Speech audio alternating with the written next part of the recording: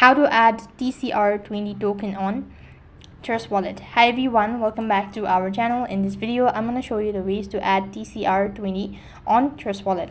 First of all, you go ahead and log in into your Trust Wallet account. When you're logged in, that is going to take you to the home page, and from the home page, you just have to go ahead and press on the Wallets tab.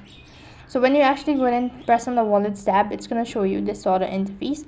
So here you need to go ahead and enable TR-on. Now if TR-on is not visible in your wallet, you need to add it. So for that, tap on the toggle icon in the right hand side of the screen, or scroll down to the bottom and select add custom token.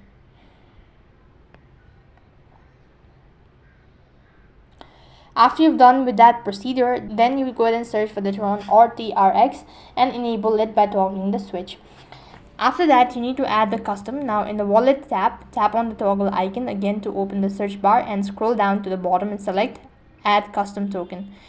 Now make sure that the network is set to Tron. Enter the custom address to the TRC20 token you want to add, and the other fields, that is name and decimals, all of that should automatically populate. If not, you can also manually fill them.